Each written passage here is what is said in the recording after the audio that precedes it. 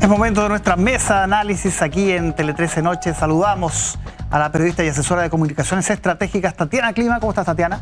Hola, Álvaro. Muy buenas noches, gracias por estar acá. Y el director ejecutivo del Centro de Estudios Políticos y Sociales Res Publica, José Francisco Lagos. José Francisco, ¿qué tal? ¿Cómo te va? Buenas noches. Parto contigo para hablar de la derecha, para hablar de lo que ha pasado en estos días, con los cambios en las encuestas, con lo que escuchábamos recién de Belén Matei, que pide no hacer zancadillas, que refuerza el comando. ¿Cómo es la foto hoy día? ¿Cómo la ves? A ver, yo creo que esto es un escenario que es muy inmóvil y había una cuestión que evidentemente complica a todas las candidaturas, que es ir primeros en la encuesta durante mucho tiempo, porque se transforman inmediatamente como en el objetivo de tanto los más aliados como los menos aliados, porque evidentemente hay a quien hay que quitarle votos. Ahora, vamos a ver si este cambio de tendencia es sostenido en el tiempo, porque se puede invertir los papeles y pasar de ser el emplazador, en el caso de José Antonio Kast, al emplazado, no es una situación muy cómoda, no es una situación muy cómoda para nadie, y por tanto, como todavía queda mucho tiempo para la elección, eso puede poner en la encrucijada cualquier candidatura. Sí. Tatiana, ¿cómo lo ves tú? En el sentido de que Kast aparece como más alejado del ruido, no se está metiendo tanto en polémica y está capitalizando los autogoles que ha cometido Belén Matei, ¿no? Sí, bueno, pero yo lo veo como un aprendizaje de Kast, fíjate. Básicamente, creo que él en la campaña pasada cometió varios errores que lo pusieron, primero ganó una primera vuelta, luego salió segundo, y yo creo que por sus propios impulsos, ¿no? Tuvo ahí bastante declaraciones poco satisfactorias con las mujeres. Entonces yo creo que Kast hoy día lo que está haciendo básicamente y su equipo es capitalizar el aprendizaje de una campaña que ganó el presidente Boric, pero también a pesar de los errores del comando y del propio Kast. Ahora, yo tampoco haría más complejo lo que está sucediendo en la derecha. Yo creo que es parte de lo que pasa en todas las campañas. Hay ajustes de equipo, se van acomodando las cosas. Efectivamente, como dice José Francisco, las cosas van cambiando, ¿no? No sabemos tampoco qué va a pasar en 2 meses más. Ya va a haber un candidato de oficialismo que va a salir de la primaria, pero también van a haber otros candidatos que van a haber logrado la firma y se puede reconfigurar nuevamente este escenario, y de esa manera volver a tener que hacer ajustes y volver a tener que enfocar mejor el relato y todo lo que corresponde a una campaña. Y puede pasar algo que están esperando los republicanos, que Chile Vamos está, me imagino, rezando para que no ocurra, que se baje Kaiser, porque ahí cambia de nuevo el panorama, ¿no, José Francisco? ¿O ya cambió? O sea, se vienen varios cambios de panorama, porque tal como decía Tati, viene, por ejemplo, el resultado de la primaria del oficialismo, y no es lo mismo. Mira, no es lo mismo para la oposición quien gana el oficialismo, porque en cuanto al discurso, en cuanto a los posibles apoyos, es decir, por ejemplo, algunos apoyos a Carolina Toaya han dicho que no apoyarían ni a Janet Jara ni a Gonzalo Vinter. ¿Esos apoyos a dónde se irían? Bueno, ¿serían a alguien independiente? Probablemente no. Entonces, eso yo creo que es como el primer como desafío que van a tener las candidaturas. Y después, efectivamente, viene si es que hay cambios, tanto porque se baja alguna candidatura, por cómo se configure, por ejemplo, yo creo que va a ser muy importante para la elección presidencial la conversación parlamentaria, es decir, si se llega a qué tipo de acuerdo y cómo se llega, y va a ver si es muy fratricida o no, por ejemplo, en cualquiera de los dos sectores políticos. Y también la irrupción de algún independiente, algún fenómeno, como fue, por ejemplo, Franco Parisi durante la elección pasada, que eso como que saca del eje un poco a todas las candidaturas y las tambalea, por ejemplo, en algunas regiones donde tuvo más apoyo la vez pasada. Sí. Tati, voy contigo para hablar de la primaria del gobierno, el oficialista, estos 4 candidatos. Estamos a 18 días ya a esta altura ya de esa primaria. Ha adquirido una dinámica distinta. Al principio se criticaba que no tenía tanta energía. Ahora que pelean mucho, ¿no? Principalmente se ha polarizado entre Jara y Toá. Ahí uno es donde ve el eje de la mayor parte de las discusiones. ¿Cómo has visto tú tu análisis de esa primaria? No, yo creo que la primaria al fin está polemizando, al digamos. fin.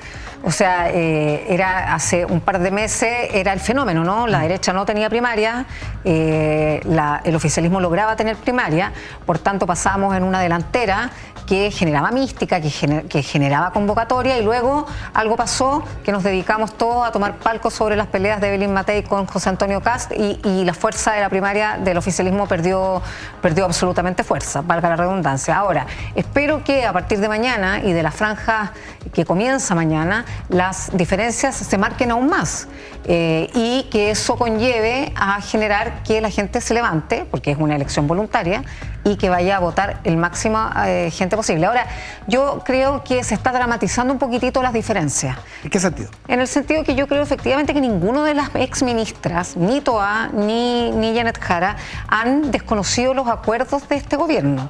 Básicamente lo que han hecho es constatar algo que es evidente. Cuando el presidente Boric llegó al gobierno, habían algunas prioridades que tuvieron que ser pospuestas por las prioridades de la gente, y en este caso era la seguridad, el crecimiento, el empleo, la economía. Y en ese sentido, la llegada de la ministra Toá como jefa de gabinete y ministra del Interior le puso énfasis a un tema que efectivamente no tenía el mismo énfasis al inicio, y luego viene una ministra que es la ministra Jara, que a pesar de toda la caricatura de ser comunista, logra un acuerdo que, si bien no cumplía con todos los requisitos y todo lo que quería el Frente Amplio, al menos logra subirle las pensiones a las personas más humildes y a las que necesitaban esto de manera urgente. Y bueno, vendrá tiempo y espacio para ver qué se hace con la AFP. Creo que no es minuto para hacer unos anuncios tan disruptivos. La gente, yo creo que las encuestas han dejado ver que se mueven por algo un poquitito menos violento, pero sí, los chilenos y chilenas quieren cambios que les mejoren la vida. Ahora, fue el propio secretario general del Frente Amplio recién, nomás yo anoté las declaraciones. Hay dos exministras que ahora desconocen las decisiones que se tomaban en el comité político. Dice, la gente puede ver la incongruencia de que hoy se critique lo que antes se defendió desde el gobierno. Lo dice el Frente Amplio. Sí. Él dice, no estamos molestos, pero la dejó ahí. Es que yo creo que hay dos cosas. Uno, como el riesgo de la decisión de hacer primarias, que tiene algunas ventajas, como la exposición, y la posible desventaja que sean fratricidas y después no puedan sopesar bien esas diferencias, que es un riesgo en cualquier coalición política. Ahora, a mí me llama la atención que, a propósito, por ejemplo, de las declaraciones de Óscar Landerreche, hay como ¿cómo llamarlo? Como un problema oculto dentro del oficialismo que se niega a salir constantemente, que más allá de la violencia misma es el 18 de octubre, con todas sus implicancias, y el proceso constitucional, que suelen no marcar la agenda del debate, salvo por estas declaraciones de Óscar Landerreche, porque bueno, se ha armado esta polémica.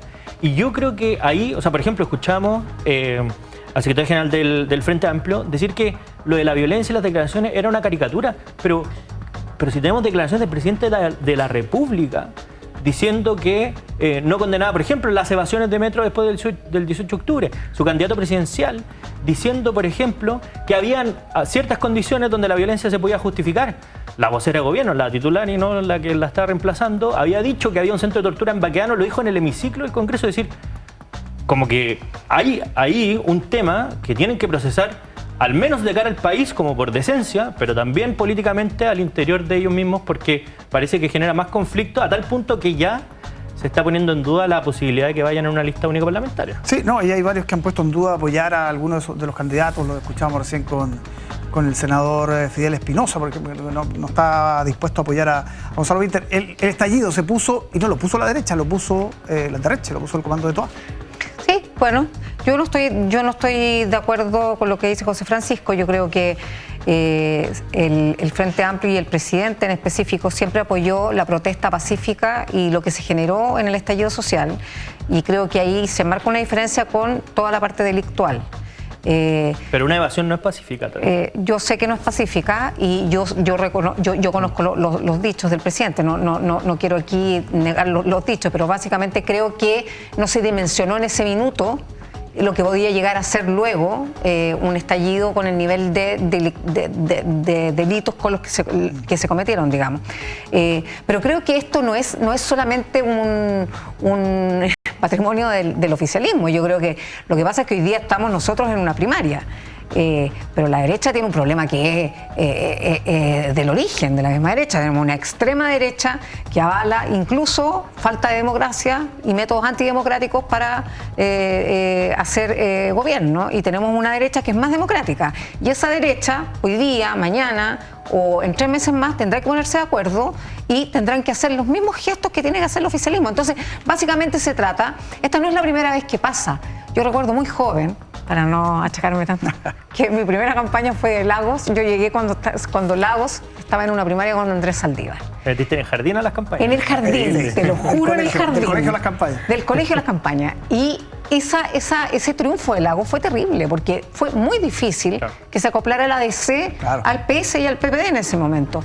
Pero al fin lo hacen, y yo creo que esa es la gracia y la mística de las elecciones. Yo creo que tanto la derecha como el oficialismo, luego de que pasemos este momento, llegaremos a una pole position final en que todos se van a cuadrar detrás del abanderado final. Bueno. Y en el caso de Kaiser, yo sí ahí quiero ser solamente una postilla. Yo creo que él está dando señales de a poco, como que no tiene recursos, como que esto. Yo creo que finalmente Kaiser no va a seguir en la carrera, y eso creo que le ayuda bastante a Kast y le pone la pista aún más difícil a Evelyn Matei. Es lo que dicen muchos analistas también. Ya, se nos acaba el tiempo. Tatiana Clima, José Francisco Lagos, muchísimas gracias por acompañarnos aquí en Tele 13 Noche. Que estén muy bien.